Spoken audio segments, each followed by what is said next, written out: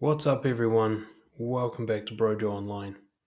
So last year I released my latest book, The Naked Truth, and as part of the release, I promised to answer some questions from the people who did the pre-orders. And some of those questions have come through, and I'm going to answer one of those now. And I'm going to do a series of videos, which will be collected together as a single podcast, answering all these questions about how to be honest in the real world, how to overcome the challenges both internally and externally to being a truthful person.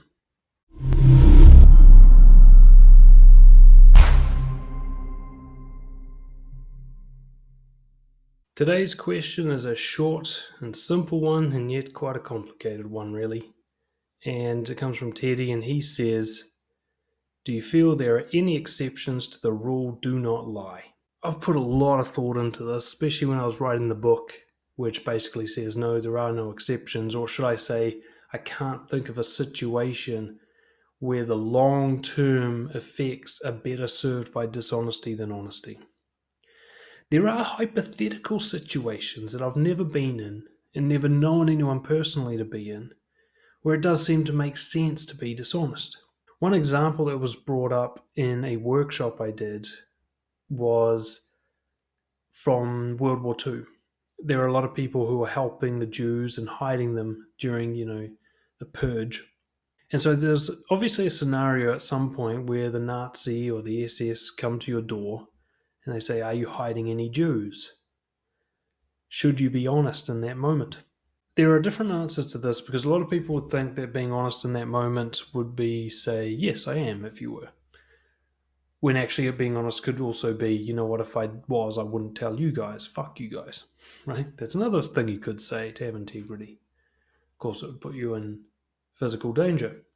But before we go into that example, one of the things that I noticed when I was running this workshop, and a lot of people were throwing up examples of extreme situations where it would make sense to lie, the common theme was that none of the people in the workshop were actually in that situation. None of the examples given were what you might call real-life examples from their real lives. And I've noticed this. Whenever I push the button around honesty with people, whenever I make them uncomfortable with my expectation of how honest a person should be, they immediately get defensive and start throwing counterexamples at me. Well, what about this and what about that? I had one person say, like, what if somebody asked for your PIN code of your credit card? I was like, when has that ever happened to you? And that's what I noticed is what I call extreme hypotheticals. It's a defensive reaction to the idea of being more honest. And here's my theory. People throw these extreme hypotheticals at me because they want me to be able to say at some point, yes, okay, that particular situation, you should be dishonest. Why do they want that? Because it opens the door. Well, if it could be okay in that situation, then maybe also in this one, and this one. And eventually they go from hypothetical down to real. And we go from talking about why you should be dishonest about hiding Jews in your basement when the Nazis come to your door, to talking about why it's okay to be dishonest with your girlfriend that you've been flirting with your ex. They use it as a kind of a justification leverage to eventually work their way back to being dishonest about something that they're simply uncomfortable being honest about. So I start with the blanket rule, which is no. Because being honest doesn't always mean telling the truth. And here's the difference. Telling the truth means revealing accurate information. Being honest means talking about your inner experience accurately. Those are not the same thing. Now, in the book, I use the example, if I was to say the earth is flat, I'm not being truthful. But if I was to say I believe the earth is flat, I am being truthful because I'm just talking about my beliefs. I'm not talking about the earth. Okay? I'm not talking about facts.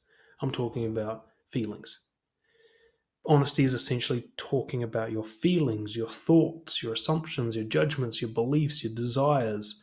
It's not talking about objective reality of which you really don't have any clue. We don't really know what's real. Now, the reason I bring that up is because if people came to my door, as Nazis came to my door and I'm hiding Jews, which has never happened in my life and I don't think is ever going to happen, but let's say it does, I don't have to say, yes, I am, they're in the basement, to be honest. What I would say is I'm absolutely against what you guys are doing, and I will not negotiate or talk with you any further. That's what I'd probably say, words to that effect. Whether or not I had Jews in my basement. Because that is honesty. That's what I'm really thinking and feeling.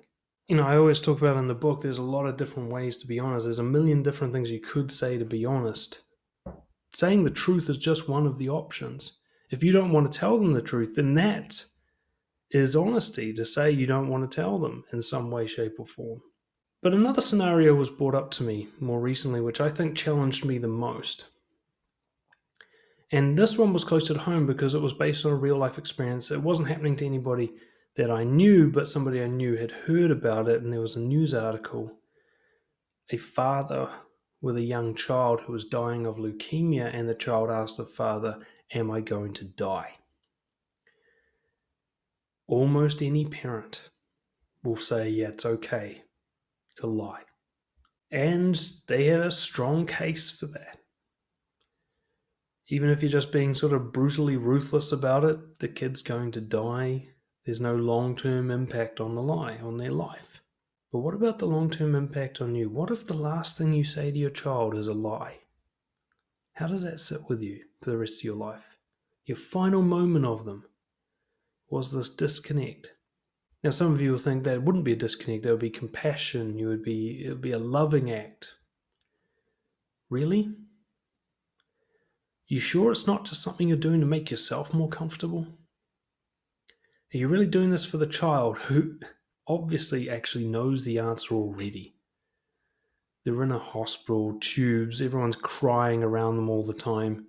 So now, not only do they already know that they're going to die, they know that you just lied to them about it. And that's their final experience of you.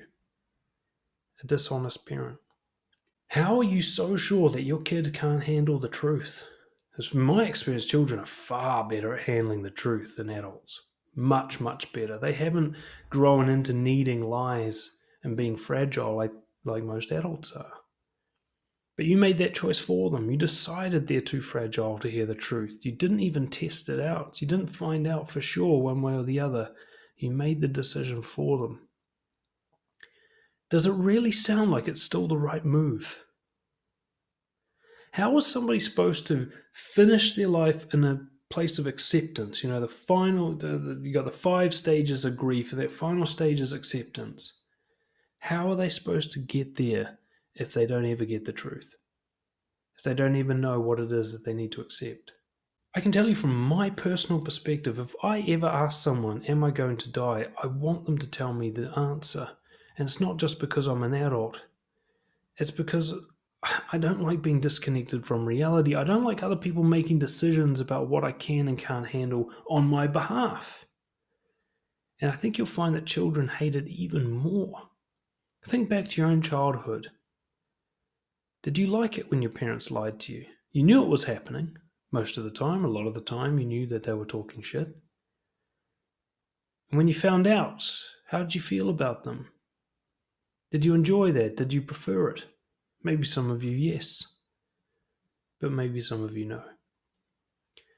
Rather than asking, when somebody asks a question like, would you lie to your child? They're asking it from the perspective of the adult. How would it feel to be the adult to tell the truth to the child?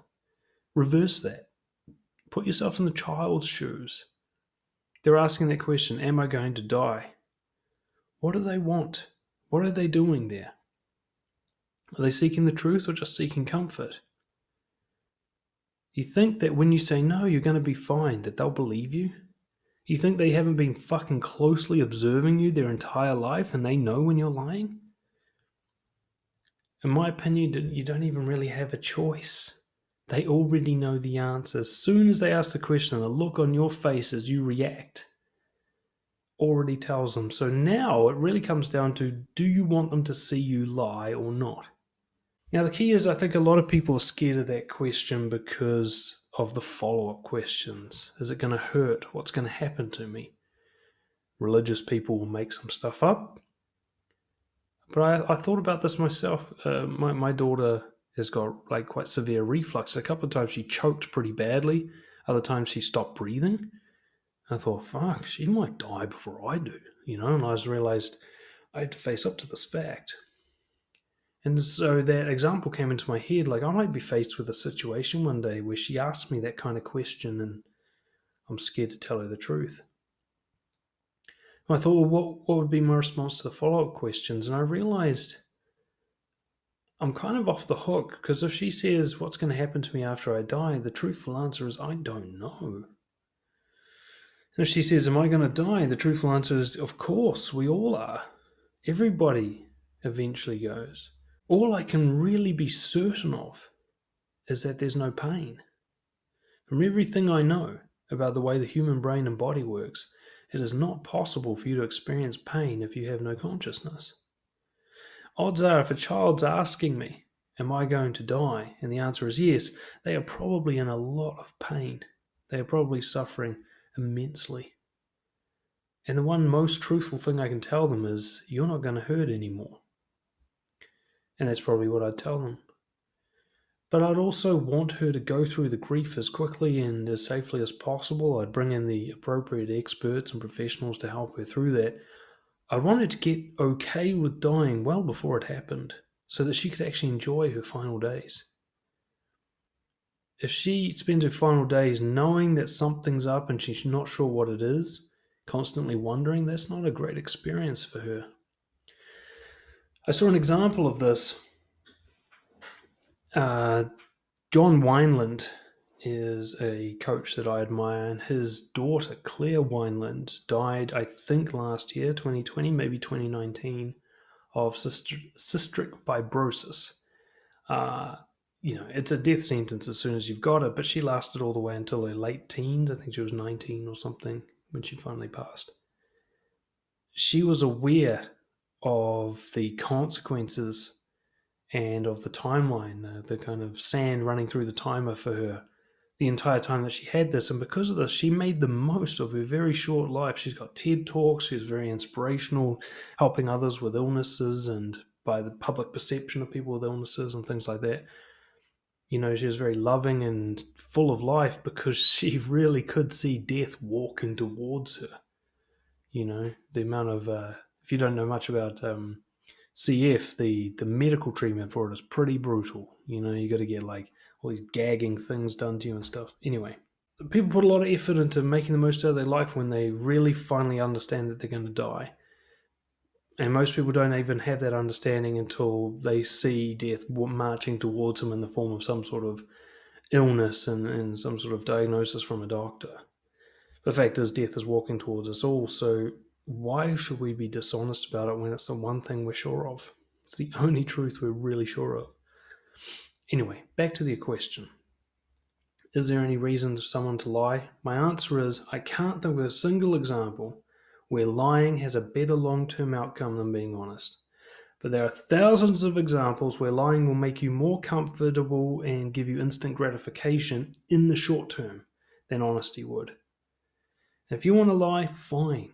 That's your choice, but just don't lie to yourself about why you're doing it. You're not doing it to be comforting or compassionate or to protect the Jews. You're doing it because you're uncomfortable with the consequences, the immediate short-term emotional consequences of someone reacting to your honesty. In other words, we only ever lie because we're afraid. And if you lie, you feed the fear. You become less courageous. If you're honest in those moments where it requires courage, you become a braver person. So, it comes down to a choice. Do you want to be brave or do you want to be a coward? Every time you lie, you step towards cowardice. Every time you tell the truth, you step towards bravery. And you get to choose every step along the way. Hope you enjoyed that video. If you did, go check out the book, The Naked Truth. It's on Amazon. Subscribe to the channel. I'll see you all next time. Cheers.